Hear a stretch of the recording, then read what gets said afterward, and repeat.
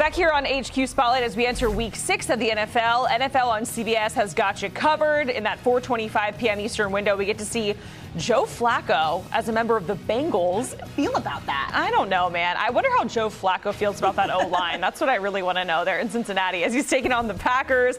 And then, hey, speaking of the Bengals, the AFC North, we have an all AFC North matchup with the Browns and the Steelers on CBS. It's a young quarterback in Dylan Gabriel against a future Hall of Famer, very veteran quarterback in Aaron Rodgers. That's the top of the division against the bottom of the division. It is all going down on Sunday, 1 p.m. Eastern on CBS.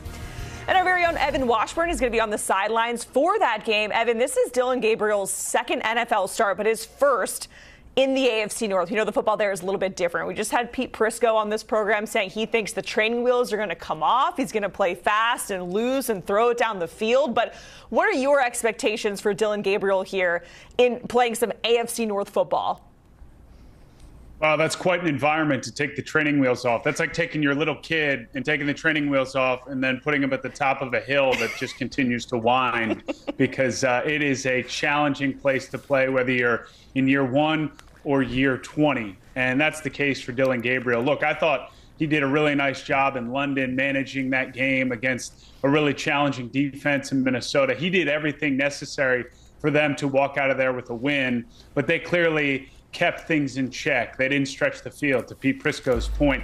I don't expect them to do that against Pittsburgh. Why would they? Because that means you're putting him in a vulnerable position against T.J. Watt, Nick Herbig, Alex Highsmith if he's back. And they've got a great running back in Quinshon Judkins that he can hand the ball off to. They want to manufacture victory in this game by limiting mistakes, whether it be from Gabriel or anyone else, to try and get out of there with a critical win to get this season going in a positive direction after 5 weeks.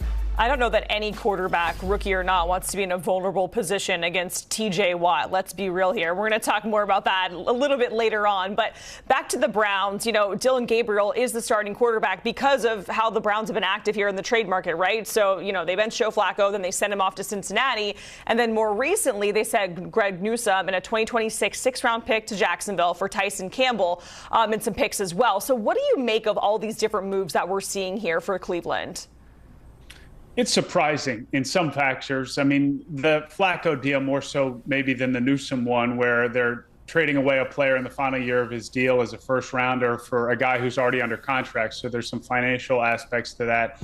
Clearly, they're eyeing next year's draft, so they want to get as much equity as they can going into that draft. The Flacco deal, though, obviously points to their faith in Dylan Gabriel and also not wanting to have Flacco on the sideline there as a guy who wants to play at this point in his career, and he got that opportunity. So I commend them for allowing Flacco to have this opportunity, but it is a bit of a head-scratcher in division, and it's a team they've never traded with in their history as organization, so there's that aspect to it as well. And then it creates, as we know, and it came up yesterday at the press conference for Kevin Stefanski, he's now having to answer questions. Okay, who's the backup? Is it Shedeur Sanders? Is it Bailey Zappi? We'll figure all this out by the end of the week, but it does add to that, if you want to call it drama, distraction, whatever it may be, as a conversation point now about who's backing up Gabriel, because as we know, Jacqueline, it all takes is one play, and all of a sudden that guy is now thrust into a prime spot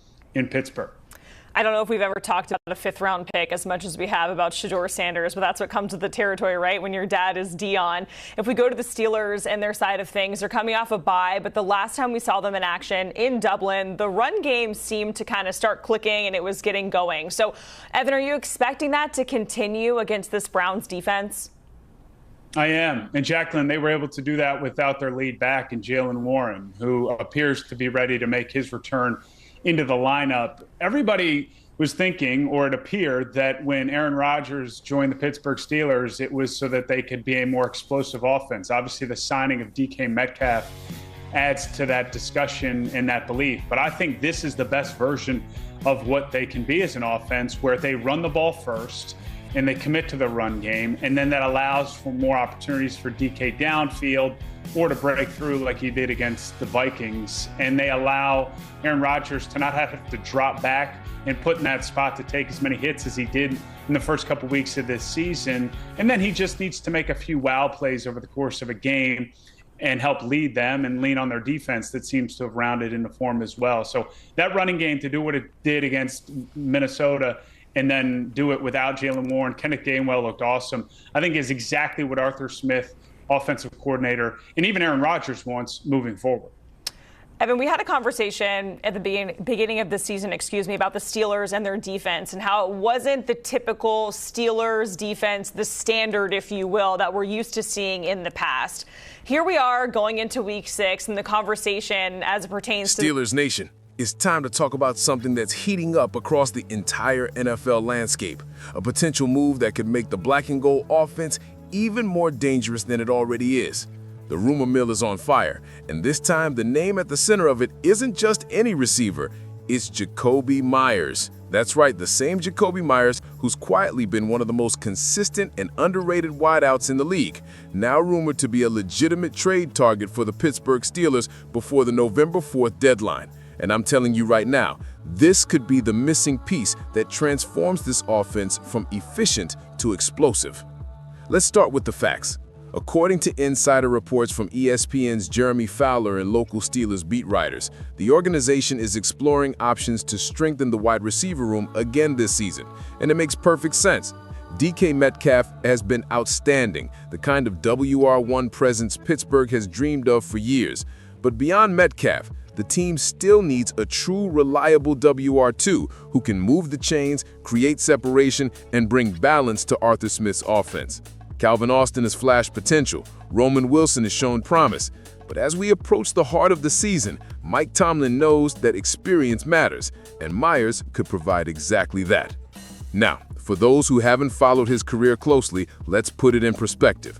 Jakobi Meyers has built his NFL reputation not on flash, but on consistency and dependability. Originally undrafted out of NC State, he earned his stripes in New England, where he became one of the Patriots' most reliable targets. Route precision, elite football IQ, sure hands, that's his trademark. When he moved to the Raiders, his game didn't fade.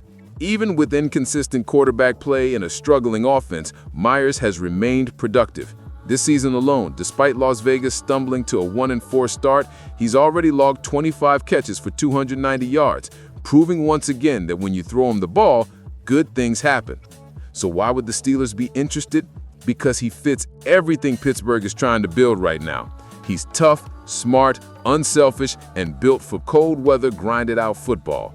He's the kind of receiver who thrives on timing and chemistry, the perfect match for a quarterback like Aaron Rodgers. Imagine Rodgers with DK Metcalf on one side, Meyers running those precise option routes in the slot or across the middle, and Jaylen Warren pounding defenses on the ground. Suddenly, the offense becomes unpredictable. Defenses can't double Metcalf anymore. They can't just load the box. They'd have to respect the middle of the field again, something we haven't consistently seen since the days of Antonio Brown and Juju Smith-Schuster. Let's be clear, this move wouldn't just be about adding another receiver. It would be about making a statement. The Steelers are sitting in first place in the AFC North, and they've earned it. The defense is forcing turnovers like it's 2008 again, Rodgers is commanding the offense with surgical precision, and Tomlin's squad has rediscovered its identity: discipline, toughness, and relentless execution. But to sustain that success and make a real playoff push, you need depth. You need reliability, and Meyers could bring exactly that to Pittsburgh. Financially, the move makes even more sense than chasing a superstar like Jalen Waddle. While Waddle stretches into 2028 with massive guaranteed money, Meyers is far more attainable. His current deal is manageable, and with free agency approaching, the Steelers could trade for him and still have the flexibility to decide whether to extend him long-term or use him as a high-impact rental for a championship run. It's the kind of calculated, low-risk, high-reward move that General Manager Omar Khan has mastered since taking over. Remember how skeptical people were when Pittsburgh traded for Minkah Fitzpatrick, or when they signed Aaron Rodgers for one last run? Those weren't safe moves. Those were strategic bets, and both paid off. But let's talk about fit. Meyers isn't just a system player. He's versatile. He can line up inside or outside, handle tough coverage, and block in the run game. That last part might sound small, but in Pittsburgh, it's everything. Arthur Smith's offensive system thrives on physicality and balance. Meyers can help extend drives, convert critical third downs, and give Rodgers that trusted target when plays break down. He's not a burner like Tyreek Hill, but he's a tactician, the type who finds soft spots in zone coverage and makes defenses pay for every mistake. And what about the competition? According to multiple league sources, teams like the Packers, Jets, and Chargers have also shown interest. But here's where Pittsburgh has the advantage: culture and purpose. Meyers is the kind of player who values stability and team identity. The Steelers don't just sell opportunity, they sell legacy. And with Mike Tomlin leading a locker room built on accountability and belief, Meyers would walk into one of the most stable environments in the NFL. The Raiders, on the other hand, are spiraling. Their quarterback situation is uncertain, the team is rebuilding again, and the front office might be ready to move veterans for future draft capital. That puts Pittsburgh in a great position. They could package a mid-round pick or a future selection to make the deal work. And if they pull it off, the reward could be massive. Not just for this season, but for what it says about the organization's mindset. Because here's the truth. The Steelers aren't just trying to compete anymore. They're trying to dominate. They're tired of being the team that fights hard but falls just short. This roster, this coaching staff, and this moment, they all align towards one goal: hoisting that 7th Lombardi trophy. And adding a player like Jakobi Meyers would only reinforce that vision. Let's also not forget what Rodgers himself said earlier this season, that he came to Pittsburgh not for money or statistics, but to chase greatness one last time. And if you look at how he's leading this team, it's clear he means it. Every week, he's spreading the ball around, keeping defenses guessing, and showing flashes of his vintage precision. Give him another reliable weapon like Meyers, and suddenly the possibilities multiply. Quick slants, back shoulder fades, red zone isolation. Meyers excels in all of it. He's the kind of player who turns 5-yard catches into first downs and first downs into clock control, the kind of football Pittsburgh lives and dies by. Meanwhile, the AFC North continues to unravel. The Ravens are fighting injuries, the Bengals are lost without rhythm, and the Browns are juggling rookie quarterbacks. This is Pittsburgh's moment to seize control, to build momentum, and to send a message to the entire league. The Steelers are no longer the underdog. They're the hunters again. So let's paint the picture. Rodgers under center, Meyers cutting across the field, Metcalf streaking deep, Warren pounding between the tackles, and Tomlin on the sideline with that trademark fire in his eyes. Tell me that doesn't sound like Steelers football at its best. Tell me that doesn't sound like the kind of offense that can go toe-to-toe with Kansas City, Buffalo, or any powerhouse in the AFC. If Omar Khan makes this move, it's not just about adding another receiver. It's about completing the puzzle.